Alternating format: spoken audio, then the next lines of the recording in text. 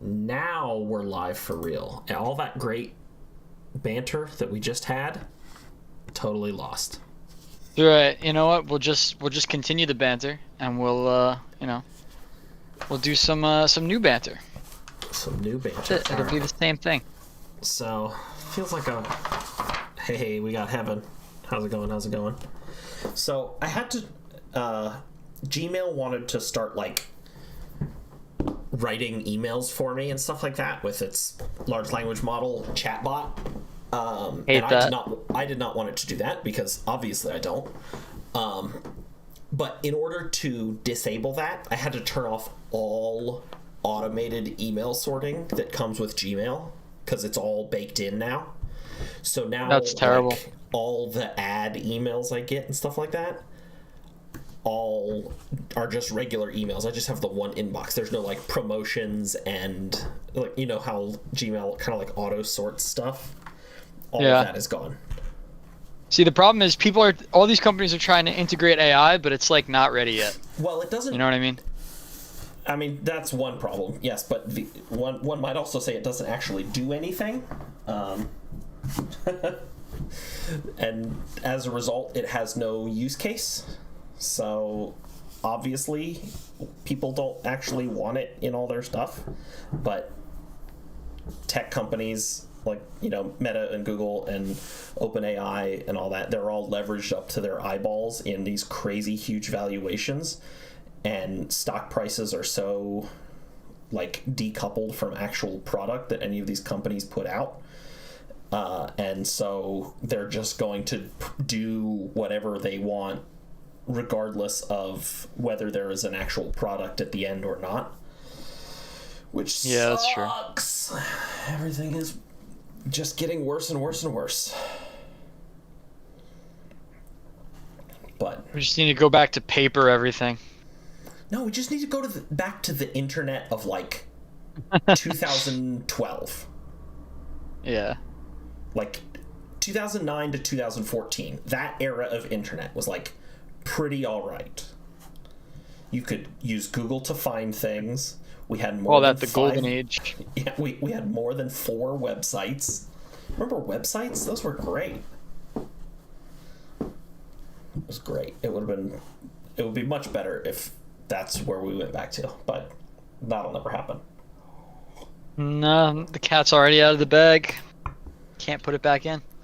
Can't unring the bell. The genie's out of the lamp. The cat's out of the bag. What was the fourth? Wow. The connection. Do you do the New York Times connections puzzle ever? I do, and it makes me very upset. When you can't get the fourth one, and then you're just like, No, not even that. So, I'm so bad at it that sometimes I don't get any. Because, like, what happens, like, sometimes I'll have, like, 3 of them, and then, like, I'll be, like, trying different things to get the 4th, and then before you know it, I have, like, 1 mistake left, and I'm like, shit. I'm just like, nah, I don't know. I like to click buttons. I don't like think about it enough before I start clicking. Yeah, me I and do Jess like the game, though. Do it most days. And the other day, one was like, it was like cat, genie, bell, and a 4th thing that is like a things out of the like, bag. thing that you can't undo. Because like you can't unring a bell, you can't. That's so hard. Cat's out of the bag and stuff like that. Dude, sometimes the 4th category doesn't even make any sense. Like it's like such a stretch that it's like not even fun. You know what I mean? Oh yeah, totally. Sometimes it's just like, well, this is the 4th one, whatever. I guess they're like, well, if skill issue, get the other 3 first. Yeah, exactly. Exactly. I like the Wordle better. You know, it's a little more up my alley. I'm actually not a huge fan of Wordle. Generally don't do the Wordle. Because it's just like there just is an optimal strategy, and it's not actually that fun to do.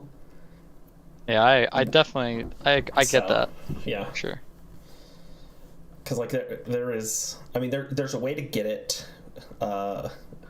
Hey, we got LS. Hey, LS. Beartick, not on the thumbnail, but is in 2 games that we're watching today. They're just not really Beartick games. So Also, it's not But, you know, Weretic anymore. It's Weretic. I mean, I'm gonna be honest. Like, you know, I feel like if Beartic just shows up in the preview, it's a treat. Just seeing the guy, you know, is enough. Doesn't even have to touch the field to show its impact. Yeah, there you go. And it's not like Beartic is like losing. Like we're gonna watch some matches where Beartic looks dumb. So it's pretty all right actually. Speaking of, let's get this first match fired up here. Look, our boy's right there. Their tick.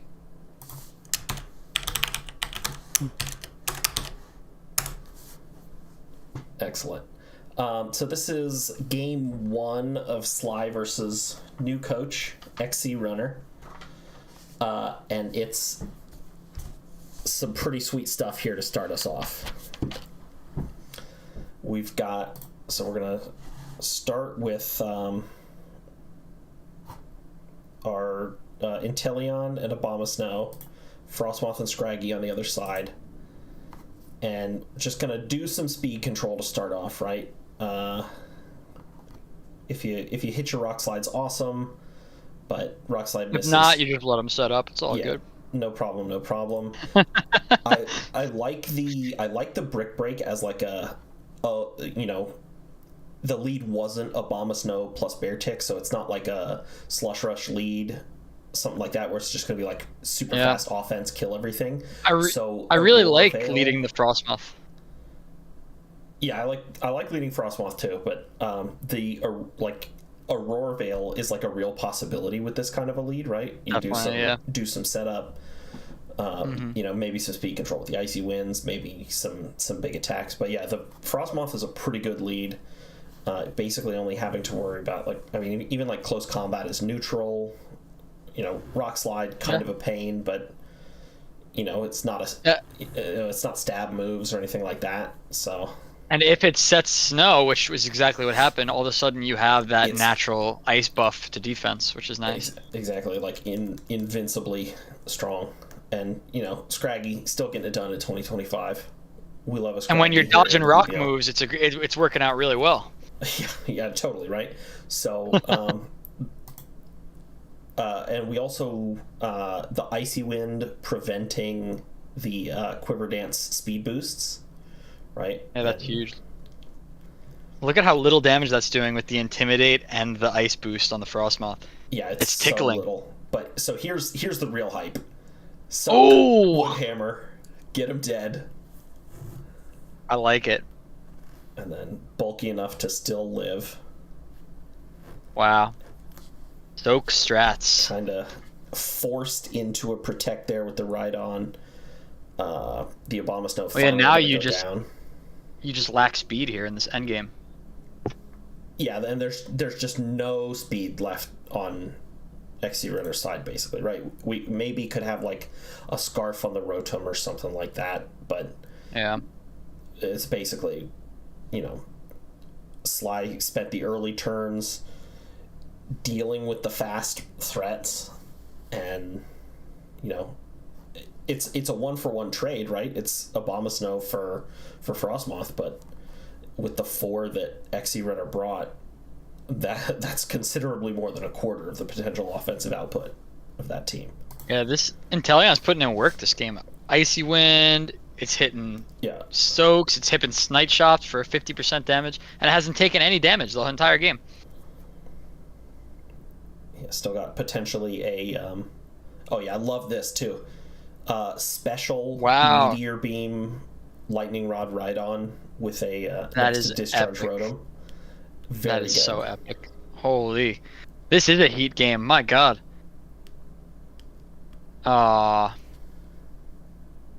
It did not do that much damage.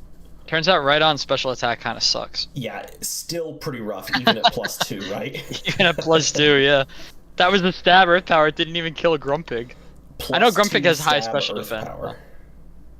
I feel like, I wonder how much that would have done to the Inteleon. It might have been better to just target that. I doubt it would have OHKO'd it, though. I don't know. Plus 2. I can't do that math in my head. Does nothing. Yeah, it has like a 40 base special attack or something. Like something truly abysmal. Horrible. So like I like the boosts, heat though. I like the idea. The creativity. This is what we need.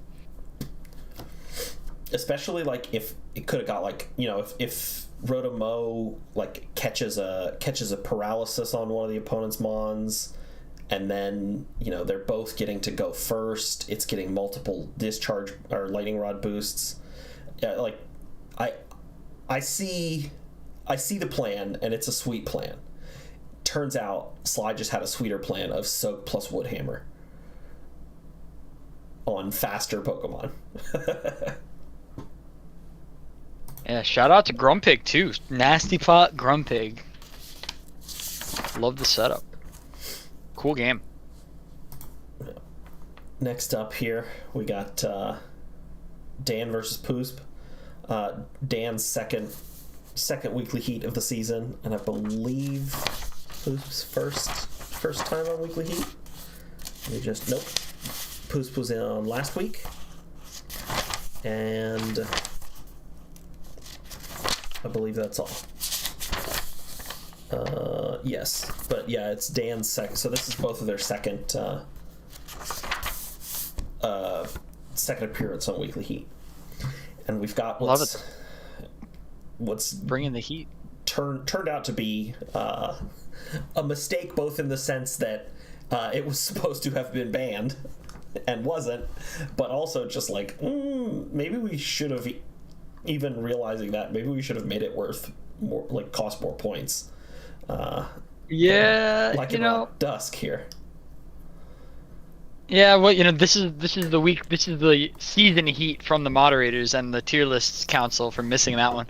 That's I mean, honestly, like I feel like Lycanroc isn't like it. Like it's not so out of place that it's like I feel like it was pretty easy to miss. It kind of is like hidden in there. It doesn't like on paper, like when you're looking at it against the rest of the stack on our draft board, it doesn't seem like it should be that much stronger than everything else. You know what I mean? It kind of feels like within the same power level. It's just turns out having a high attack, good ability, priority rock move is just good. It's just good because like sneaks it in there. Everything in this format is like so much weaker too. Generally, like there's not as many tanky mons, and a lot of people are using like NFEs and like glass cannon mons. So like the Accelerock can just go ham. Yeah, so we're gonna watch game 2 of this set here. Dan won game 1 off the back of surprise Accelerock being strong, and then saving a Poliwrath for the end to handle the Copperajah. And so coming into game 2 here, we're gonna see some adjustments. The Poliwrath also Stellar Terra. 2 Stellar Terras on Dan's side. The Lycanroc and the Poliwrath, both Stellar Terra. A lot of Stellar Terras this week, actually. I'm too much of a wimp to try Stellar. I still don't even understand. I honestly don't even know how that works. Yeah, I've done it once I tried to read about it one time, and I was like so confused. I was like, you know what? I'm good. I'm too old for this. I'm just gonna stick to my good old fashioned traditional Terras. Stabs or defense. Yeah. Yep. Absolutely. So, game 2, we've got the double dog lead versus double dog lead. I love that. Poltergeist just came up with that. Probably a Rage Powder and a Shell Smash here, right? Yep, and the Rage Powder, the close combat killing in one shot, which means the Mabostiff still gets to do something. But yeah, I like crunch, so right. You know, shout out to Poos for recognizing that they needed to Terra despite the Rage Powder, though, right? Yeah, totally. Like, because if you don't Rage Powder, the game's just instantly over. I mean, if you don't Terra fighting, I mean. Yeah, potentially not, right? Because like it was 48%, but like guarantee that's a roll of some kind, right? Because like you're at -1 defense, because of your shell smash. So like, oof, seems like a very scary thing to not Terra. Yeah. If you think definitely there's risky. even a chance. So yeah, I mean, I will say as well that people think that Toad Scroll's a lot tankier than it is, and that's because all of its bulk is in special defense. It has like 120 special defense, but its physical defense is like 65. So it just dies to a powerful close combat. You know, like it's deceptively tanky in a special way, but a lot of the mods in this format are physical. So it's very susceptible to just getting owned, like by a move like that. Like by a stab close combat, for example. Or not stab, banded close combat. Yeah, that'll do it. Yeah. Even at neutral. So, Pooh's starting off down a mon, but up a Shell Smash, right? That's a win. Now it's fast. Terrablast, though, not getting doing enough. Yeah, not getting the Probably. KO. I wonder if it was anticipating the dog Terra there. Otherwise, why not target the dark type, right? Yeah, definitely not expecting. Unless that this is the double switch. onto Poliwrath. Yeah, well, it was a switch. The X Scissor. I didn't killing it. Yeah. I didn't realize the Poliwrath got switched in. My bad. Yeah, we got the Yanmega coming in. We get the Like Poliwrath. it. Like Poliwrath dead. Poost is looking pretty all right here in this position. So a 3v2. We got the Lycanroc. Comes in, takes the Accelerock, kills the Lycanroc. We're now in a momentary 1v3. Yanmega versus the world. Kills the Poltegeist. Now we're in a 2v3. Yanmega with double speed going up. Timely defensive Terra. Terra that is actually an offensive Terra gets another KO. Easily lives the Rock Slide now that it's not a 4x weakness, and just doesn't have enough offense in its moves for the Copperajah to. That is a prime example of how saving your Terra can win you a game. Crazy, right? 100%. It's so crazy. Like, a lot of people rip Terra turn 1, including myself, and like it's just so nice to have in a late game scenario like that. It could literally turn an automatic loss into a chance at a win. Yeah, and we see it there, right? The mostly defensive water Terra when you're up against a rock type offensive Pokemon like Cleaver and rock, steel type that's likely to be carrying some rock coverage in Copperajah, as it turns out it was, Terroring into water. Super good to not take that 4x weakness and to have the steel resistance. Shout out to Yanmega. Yeah, Yanmega looking Yanmega good. In prime form. I love the format, man. Low power. We're seeing Yanmega sweep an endgame. What? Hello? Yeah, I'm with Heaven. I sometimes wait too long to Terra, and then it's like, don't even need to bother. And I'm like, right. This is. I think it's like an added layer of skill that's required in Gen 9 to like find the optimal time to use the Terra, because like it kind of depends on the game. Some games you want to use it early, some games you want to use it later, and sometimes you get caught holding the bag, you never used it, Yeah, and then realize, the time to use it was here, and I didn't. Right. And now I'm gonna. Yeah. Definitely.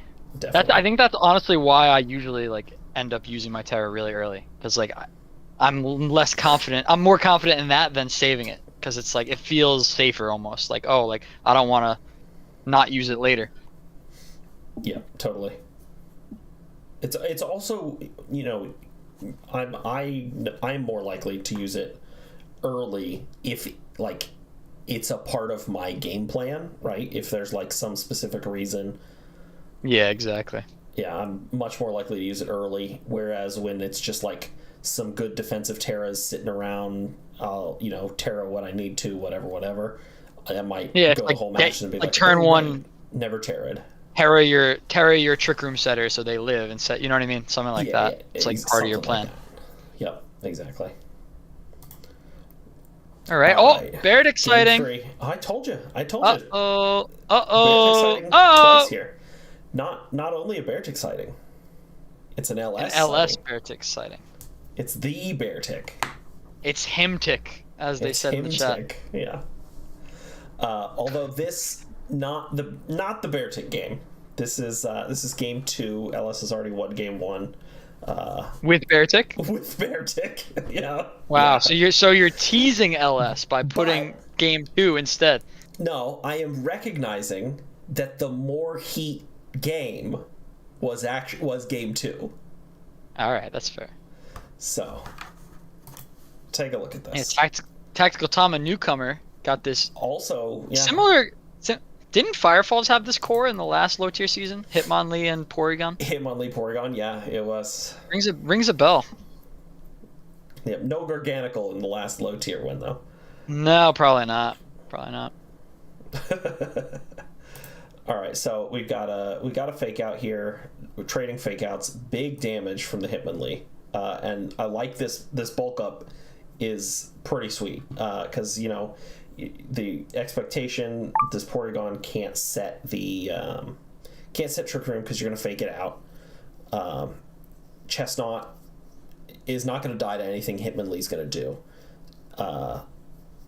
and other than maybe an Ice Beam out of Porygon, doesn't really fear anything offensively from either of these Pokemon. Setting up this early bulk up here, love it. Super heads up play. Love it. I think that's an underrated way to deal with Trick Room too that people don't realize is if your opponent's planning on setting Trick Room, a lot of people focus on trying to stop it, but sometimes you can just use the free turn to set up, right? And then you're in a stronger position. Yeah, or do big damage. They have 1 to 0 Pokemon depending on how much they have to invest in setting up this Trick Room, whereas you can have 1 to 2 Pokemon doing big damage right away. So. And not to mention, Chestnut doesn't mind Trick Room being up anyway, right? So exactly, it doesn't really care, good. Right? It's like a base 65 or base 70 Mon or something like that. So. And it's bulky enough to where it can live the hits and hit back really strong, especially after a boost. So we get a Persian switch out. Veluza comes in to save switch. The Persian, right? We get a dead Porygon to dead Porygon. And kind of a scary one for Chestnut now, right? Multiple stab options, special attacker, kind of a rough one. So we see Terra. Just click Terra. Just click Terra. It's all good. Exactly. And it lives. Yeah, and it easily lives the Hurricane. Crunch doing 70% now. Gets finished off by the Hitmonlee. The Veluza dies, and we get Flygon and the Persian in. I like the switch, reset the stat drops on the Hitmonlee. Yeah, reset the stat drops, and also get to recycle your fake out. And then from LS, I believe this is the Scarf. Yeah. So this set is a Scarf Flygon set that is 3 attacks plus Tailwind, which is pretty nice because Tactical Tom has been using Braviary as a Tailwind setter pretty regularly. Flygon faster anyway, but maybe able to match Tailwind before one of these slow knuckleheads gets to go in Trick Room if you've got the Scarf, or you can just do big damage, right?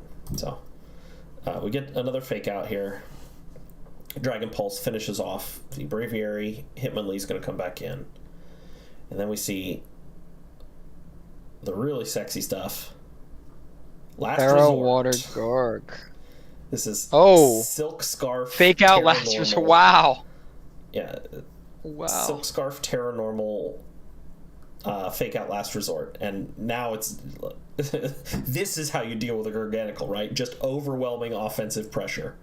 We're just going not to mention, Garg tearing into water actually terrible against the Last Resort because it gets rid of its resist, right? True, yeah. Otherwise, it might have had a chance. Yeah, wow, it's that's heat. Just not enough. That's heat. Yeah, Persian, stab, Last Resort, and fake out. That's all you need, right? Yeah, well, you don't want more. Certainly not. If you're gonna run Last Resort, what happens if can you run Last Resort only, or do you need one other move? No. Yeah, you have to have at least one other move, or Last Resort will fail. Right, because you have to have used something else. Right. Yeah. Which is why the Komala not getting Last Resort anymore is a bummer. It's very dumb because it would have been the only Pokemon that could Last Resort on turn 1 because it can use its moveset can be Sleep Talk and Last Resort with no other moves. Right. So Sleep Talk will always call Last Resort, and Last Resort will succeed because you've used another move. It's a shame that Pokemon is garbage. Well, in a world of Terra where it can be Choice Scarf, Terra Normal, Sleep Talk Last Resort, could be kind of scary, actually. It would be a thing that like people would have to think about in prep, except it doesn't get Last Resort anymore, so none of this actually matters. and it kind of just like dies. Yeah, and so it just dies instead of getting some kills. All right, last match. We got coming up on 30 minutes here. We got just enough time to watch one more, and it's a Sucaba match. Look at that. Wow. I made it. Mom. You made it. You are both featured and co-hosting Weekly Heat. No nepotism whatsoever. So honored. I'm so honored. We got your discount Sylveon here. Versus, what are you talking about, discount? That's Sylveon. Espeon. Yeah. It's just Sylveon. On this board, it's not a Sylveon. discount, is it? It's literally on this board. It's just fast Sylveon. It's Sylveon with 110 speed. Yeah. Because I literally have only clicked Terra Fairy on it the entire time, and I brought it like every week. Basically every week, right? Yeah. And this is this is game 1 of the set as well. Yeah, this was sad. I was hoping that he would put the other one to sleep. Because I was about to go kaboom. Yeah, I've never tell with the Terra Normal. I've never exploded before, so this was very sad. Honestly, I like somehow I totally did not consider this combo when I factored in my lead, and then when I saw it, I was very scared. Because that's some heat alone. A C-Rad like counter lead against you. Yeah, like just having fast Spore with no downside. You know what I mean? Downside, yeah. And you had just been hitting just explode, right? Oh yeah, it was banded. It was banded. I was clicking. I was clicking gotcha, buttons. Sure. I mean, technically, I wasn't locked into the move yet because I hadn't clicked it before. But yeah, I was clicking explode. Yeah. So I actually like the way C-Rad plays around this. Like, manages to handle the Trick Room pretty well.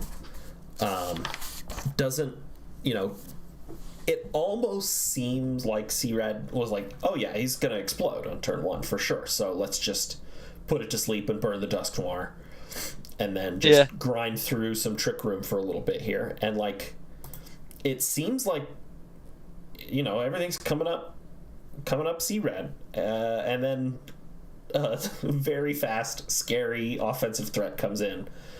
You mean Sylveon? Out. Yes, I mean Espeon, the Psychic type EV evolution.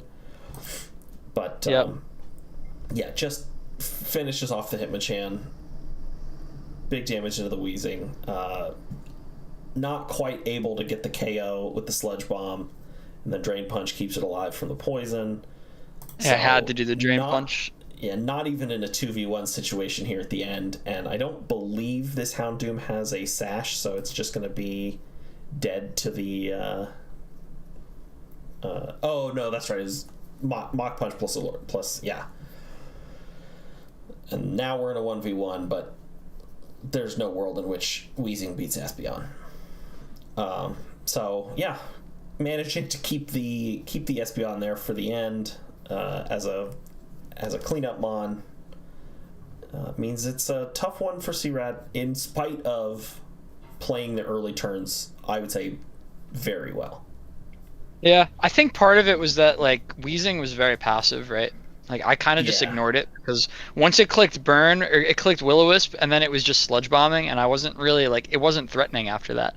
But like the best thing it was doing was supporting Toedscruel by getting rid of its ability. So once Toedscruel went down, I really didn't have to pay any attention to the Weezing. That's like why I was like really confident doubling the Houndoom there, because I'm like, even if it protects, like what's the worst that's gonna happen? I'm just gonna click the same thing next turn. and nothing's gonna die. So, but I agree, it was very well played on the early. It definitely disrupted my kaboom explodey plans. Yeah, when I was watching it, and then once the explosion does happen, I'm like, oh right, of course, Terra Normal, it was going to explode. It seemed in retrospect like C-Red was thinking that was what your lead was signaling, even from those turn one choices, right? Yeah.